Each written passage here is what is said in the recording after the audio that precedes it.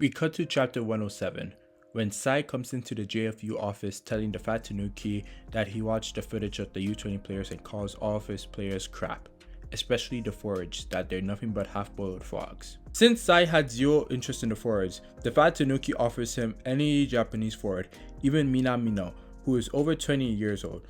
He just has to be Japanese.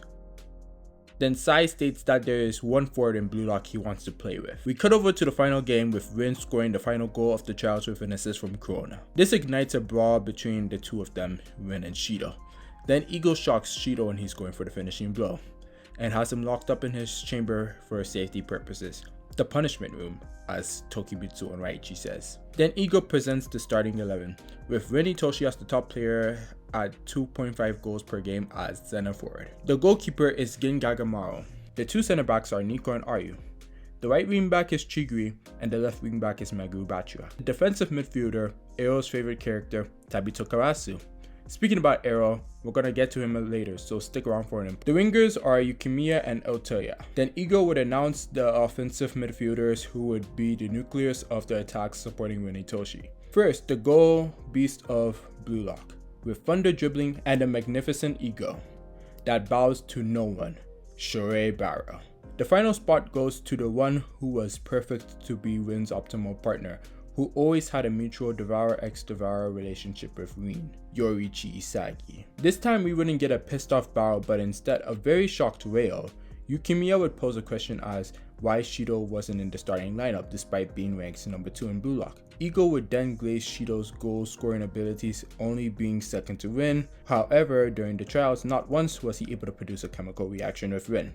He would then state that Shidou's violence is intolerable, and if he went for the smoke in the game, he would get hit with a red card, putting them at an overwhelming disadvantage. So if Shidou would come in, it would be as a joker card, to swap in for Rin as a powerful specimen who could change the flow of a game in a pure instant if Bluelock was caught in a dire situation. Then Ego reveals his phone call to the Tanuki and explains that Sae was going to pull out of the game if he didn't get a forward who would meet his expectations since the U-20 team is trash. Ego would reveal that Sae didn't pick anyone here and everyone here thinks it's Shidou since he is absent. Yukimiya asks why Ego would even talk about Shidou if Sae just chose him in the first place. Ego tells him to shut the heck up and let him finish. Ego would then reveal that Shidou is just in a cage until it's training time and will be kept away from Rin during training session. Then finally, Ego would reveal the person Sae Itoshi chose is Seishiro Nagi, leaving Rin pissed off and everyone else in disbelief. Then we cut to Sae and Nagi pulling up to the U-20 training center room, where we see Hoichi giving a speech to the U-20 team, and then he introduces Sae. Hoichi asks Sae to give words of encouragement, and he says, and I directly quote, be grateful you get to play with me. I'm not the least bit interested in any of you, but you never have the chance like this again. Just try not to piss me off, that's all. The story would go the same like in the canon, with Sae cooking Sendo, except he doesn't get beat up by Shidou, and we see some of the U-20 members gawking at Nagi who is playing video games. They start to wonder what the hell did Sae see in this right bean-headed gooner gamer in the first place. Now would be a good time to show why I chose Barou instead of Hiragi, as my boy Napu did in his What If Sae Chose Nagi video. Check him out, he got some good videos. So I based it off of the new top 6, which includes Bachua instead of Nagi. Then I kept the team the same way except for Nagi's position, which I was going to give to Bachua, but Shidou's still here, and Barou took his role as the wild card in the canon, and which means that they wouldn't really need the element of a surprise joker in Barou since they still have Shidou.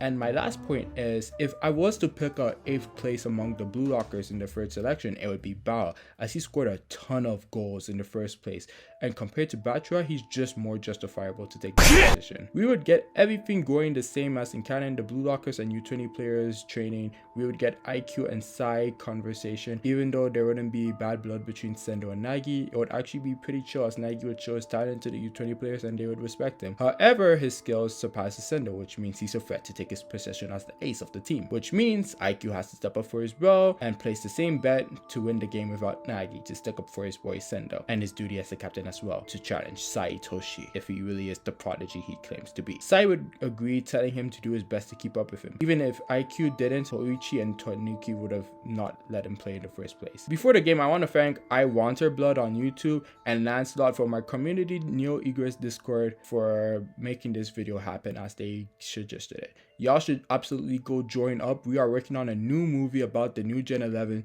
so for more info, join the Neo Egoist Geeks and directly contact Arrow today. We cut over to the game and it would go the same as in canon until Neo tackles the ball away from Yukimiya. Barou would receive the ball and blitz through Neo to shoot a shot for a goal, but it's deflected by IQ. IQ would pass it to Sae and the game would go on like in canon, with Sae opening the scoring sheet 1-0 in U-20 Japan's favor. Then the Bluelock 11 would retaliate, with Rin failing to imitate Sae's shot. Then we would have Otoya and Yukimiya get their shots deflected, leaving the ball to Barou.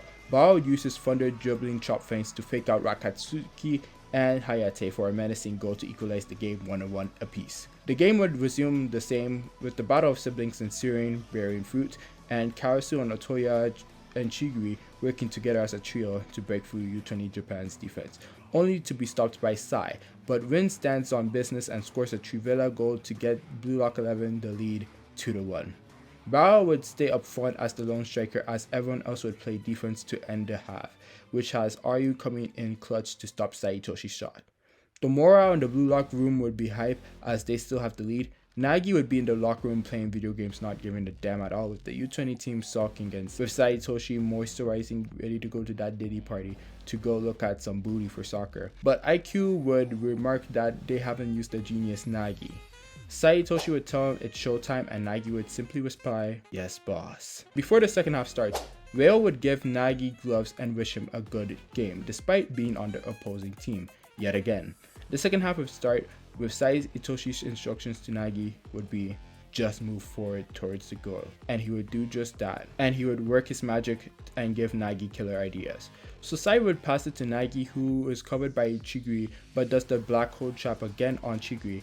"Now turn and pass it, Nagi." "Yes, boss." Chigiri thinks that Nagi is going for an attack, but it's actually a pass to Sae, who would hit a no-interval pass, which looks like it's going to be a shot, but Gagamaro tries to save it, but it's actually a pass to Nagi, who uses the black hole trap again, and Nico wouldn't be able to reach it since Nagi is 5 centimeters taller than Shidou, and Nico barely reached Shidou in the cannon, so he's not reaching Nagi here, who does a goal to make it 2-2 apiece. Sae would say good work, 2 more goals, and Nagi would simply respond yet again, "Yes, boss. Just 2 more." Chigiri would fall down, revealing he has a cramp in his leg, leaving him unable to continue in this match, so he would get subbed off for Hiyori, who would tell Otoya to go to Chigiri's position, while he covers the right winger position. Nico would still get subbed off, even without the yellow card. He would be so short and not pose a threat to Nagi at all, and no one knows Nagi more than his best friend Reo Mikage, who would lock eyes with Nagi and smile to the fact that if he wants to keep their dream of winning the World Cup together, he has to crush his own treasure, Seishiro Nagi. The game would start with Hiyori sending a killer pass to Isagi and is stopped by IQ yet again. The ball would get to Sae, who would send a killer pass to Nagi, but it's stopped by Reo, the copycat, stealing IQ's flow, word for word, bar for bar, with Nagi saying, "I knew you were going to do that, Reo. It's so like you. This is going to be a pain now."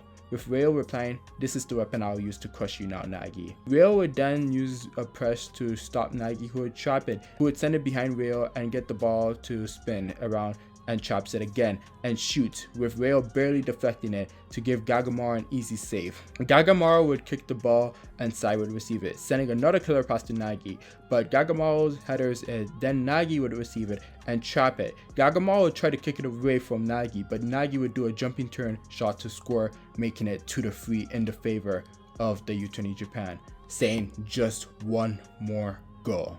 Nagi's mental state would be conflicted at this point, as if he does win, he would never get to play with Reo for Japan. So if he actually wins, it's over for their dream. He wouldn't go into flow state like Shidou. He starts looking down on the ground when the match is about to restart, only for Rail to shout his name and tells him not to hold anything back, and if he does, he will never forgive him. He goes on saying if he wants to be the best, he will have to crush his opponents at their best, even if it's his best friend Nagi. This fires up everyone on the field. Barou would be pissed off that the Pain Man might be the reason he never plays for Japan again and starts going unhinged. He would try to steal the ball from Isagi and shoot a devastating shot that's deflected by the goalpost, which would let Yukimiya get his revenge for a gyro shot, only to be stopped by IQ, who has entered flow first. Then we would see Isagi assist Barou just like in the canon, because Barou is the king of 3-3 equalizers. Then Sae would use his gear change to start cooking the whole Bluelock defense by himself, and sends a killer pass to Nagi, only for it to be stopped by Rin, and a foul would be called, letting Rail dish a free kick that's sent to Isagi. Barou tries to take the ball from him again, but Bachua swoops in to start properly cooking the whole U-20 defense. He goes for a monster trance, only for it to be stopped by Sendo. IQ would get the ball to Sae, who would pass it between Karasu and Yukimiya to Cho, who would pass it to Kitsunatsato, who would only go for a shot but for Rail to block it. Then we would have Sendo pick it up and go for a rebound to go for a goal, but it's stopped by Barou. Sae would get the ball and a rebound for him to just fake out Isagi and pass it to the selfish captain, Olivier IQ, to score, but Rin stops him, sending the ball out for a corner. Sae would take the corner with Rin locking down IQ, but the ball goes instead to Nagi. And Isagi is the one person in front of him, but Nagi ain't Shidou, so he would use his freaky knee to trap it, sending it above Isagi, and then he would use a feint shot on Rail, and do another one on Rin, and do a third one against all three of them to score a 3-stage fake volley to complete his hat-trick, making the score 3-4. Rin and Isagi would be ready for kickoff, but then the whistle would blow for a substitution, as it would show number 10 in red and number 99 in green, as Rin would notice that Shidou is finally being subbed onto the pitch.